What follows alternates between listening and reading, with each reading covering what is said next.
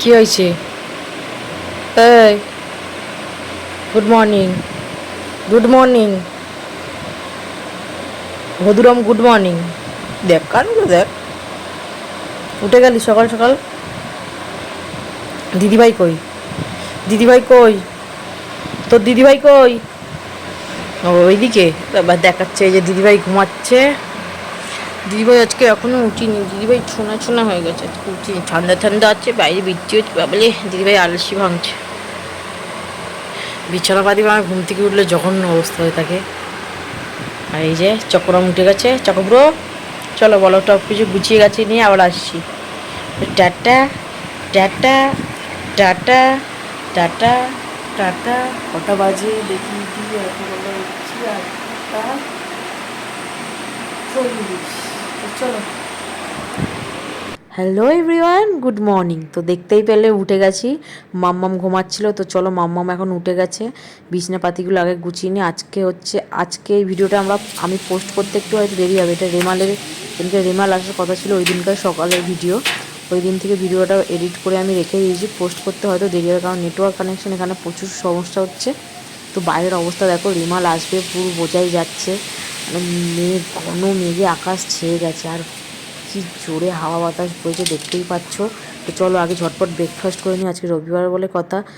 তো সানডের ব্রেকফাস্ট দেখো হচ্ছে যে আজকে পরোটা, এই যে দোকানের থেকে পরোটা এনেছে। পরোটার সাথে যে তরকারি দেয় ওই তরকারি। তো চলো, এই যে এখানে উনি বরমশাই বাজার করে নিয়ে এসে বসেছে, ওনাকে এখন খেতে দিই। তারপরে ঝটপট করে ওদের দুজনের চিকেন স্টু বানাতে হবে। মাম্মাম অনেক দিন ধরেই বলছে চিকেন স্টু খাবো মা, চিকেন স্টু খাবো, ওকে করে দেওয়া হয় না। চকো তো চিকেন স্টু দিয়েই ভাত খায়। ওরটা যেহেতু নুন ছাড়া, ও তো আর নুন ছাড়া দিলে খেতে পারবে না, ওরটা অলিভ অয়েল দিই। চকরটা অলিভ অয়েল দিয়ে বলছে, আর ভেবো না কেউ তেল দিয়ে করে খাওয়াচ্ছে, ও কিন্তু অলিভ অয়েলের খাবার খায়। আর মাম্মামেরটা আমাদের যেমন নর্মাল হয়, বাটার ফাটার দিয়ে সব রকম, মানে পেঁপে দিয়েছি, আলু দিয়েছি। ও ক্যাপসিকাম মাম্মাম পছন্দ করে না, টমেটো পেঁয়াজ এগুলো দিয়ে বাটার দিয়ে করেছি। পুরো তরকারিটাই বাটার দিয়ে করেছি স্টুটা। তারপর একটুখানি গরম স্টুয়ের মধ্যে বাটার দিয়ে প্রেশার কুকারটা আটকে দেবো, যাতে স্মেলটা যখন খাবে, খুলবো একটু পরেই দেবো, স্মেলটা যাতে ভালো পায়। খেতে হবে ঝাল ছাড়া একদম। মামাম তো ঝাল খেতে পারেই না, ওর জন্য এমনি দিনও মা আলাদা রান্না করে দেয়। মাই করে, আজকে চিকেন স্টুটা আমি করলাম।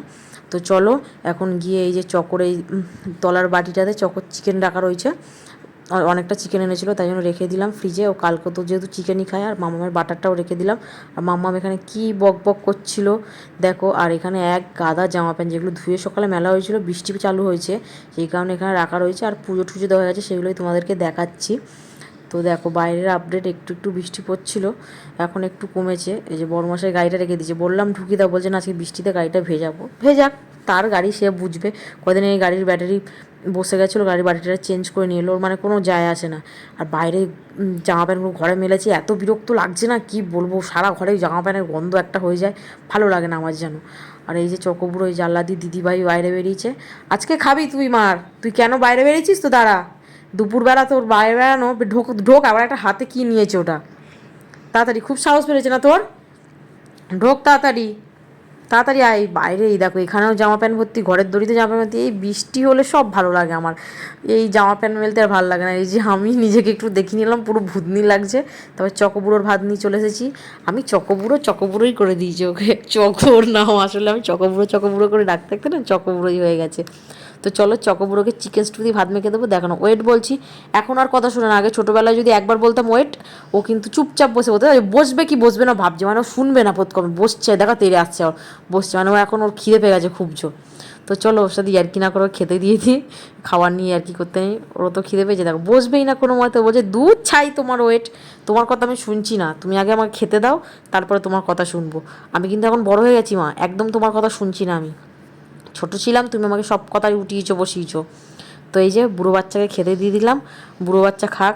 এই বুড়ো বাচ্চাটা খায়, আমি দেখেও শান্তি পাই। যেদিনকার করে ভাত খায় না, আমার তো এত টেনশন হয় যে খায় না, বলতে পারে, এরা তো আর বলতে পারে না যে খিদে পাচ্ছে, তাই জন্য খুব টেনশন হয়। তা আমি জোর করে খাই দিই। আর একসময় খেতেও চায় না, মানে জোর করে খালেও খেতে চায় না। চলো ও খেয়ে নিক, তারপর মামামের ভাতটা নিয়ে আসি।